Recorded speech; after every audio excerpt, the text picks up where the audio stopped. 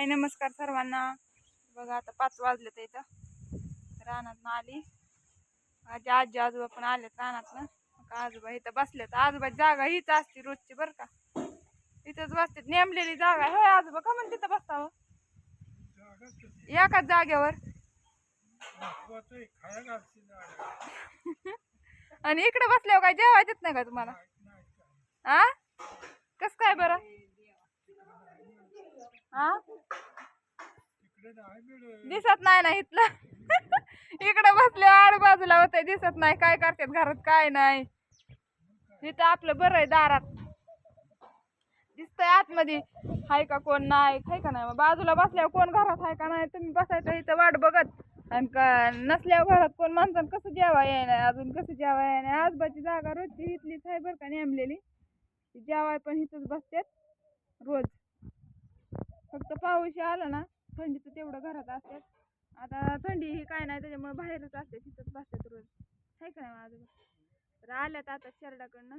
आजोबाची सुट्टी झाली आता. रोजचा टायमिंग हिचा असतो सुट्टीचा, आहे का नाही? महिन्याला पगार किती तुम्हाला? पगार किती महिन्याला? कस काय बरं? कस काय सांगताय? हा शेड राखाय जाताय म्हणलं तुम्हाला पगार नाही म्हणलं असं असतं. आता शेरडांचं बोकडं इकल्या नाही तुझे पैसे. पण कवा बी इकत्याल तवा तवा तरी येतातच की. जेव्हा इकत्याल तवा तरी येतातच की. त्यालाच पगार म्हणायचं. त्यालाच पगार म्हणायचं. मग तीच म्हणते मी तुम्हाला किती पगार होतो तर.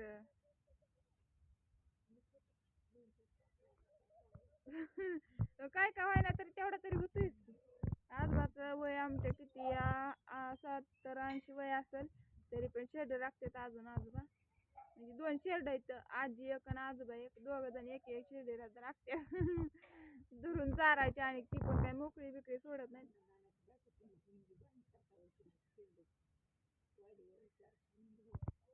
कारण मोकळी जर सोडली तर ह्यांना गावतील का शेरड? पळतील की, आहे का नाही आजोबा? नाहीत ना गावायचे का? गावतील.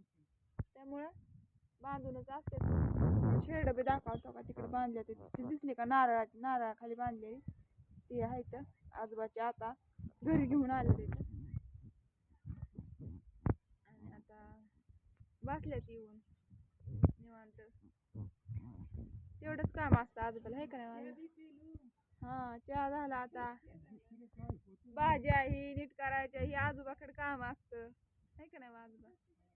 घरच्या शेंगा असतात भुईमुगाच्या, ते आजोबा शेंगा नीट करतात भुईमुगाच्या. म्हणजे शेंगदाणा होतात ना भाजीला. ते असले बसल्या बसल्या काम करतात आजोबा. आजोबा ऊन होतं का वाजलंय? ऊन होतं का आज? तरी पण थोडं ऊनच होतं की आज. आता भाद्रपद महिन्यात लय ऊन असतं ना. भाद्रपद महिना आहे आता. होतं की सकाळी थोडं थोडं शिरवाळ यायचं. ऊन लय होतं पण कधी शिरवाळ यायचं कधी ऊन पडायचं. पण आता ऊनच आहे एवढ्या महिन्यात. एवढ्या 2 महिन्यात लय ऊन असतं, आहे का नाही आजी? भाद्रपद महिन्यात लय ऊन असतं. आता सुरुवातच झाली. आता ऊन लय पडतं आणि थंडी कधी पडती? दिवाळी झाल्या, आहे का नाही?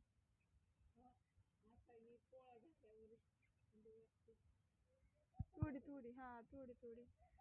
पाऊस असतो दिवाळीपर्यंत असतो पाऊस. आता गणपतीत पाऊस. उद्या तर गौरा यायच्यात, उद्या येतोय का काय पाऊस काय माहिती. बहुतेक म्हणजे आता गणपतीत पाऊस येतोच.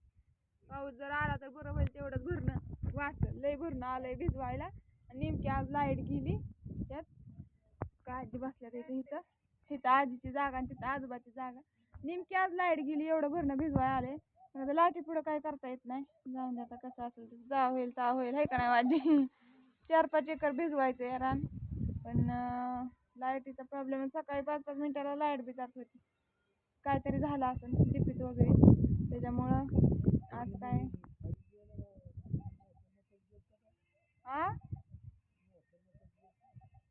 कशाला काय आता एवढ्या मोठ्या मुखात पात्रीची म्हणजे कणसं खायला आले ते तर त्यात तुम्ही आता पात्राची भाजी उडकायचा बघ की.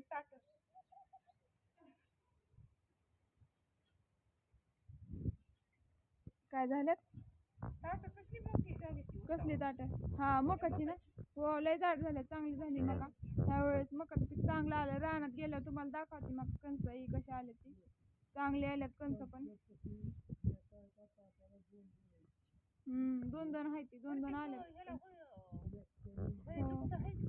हो आहे ती की रानात गेल्यावर दाखवत तुम्हाला मकाचं रान आमचं लांब आहे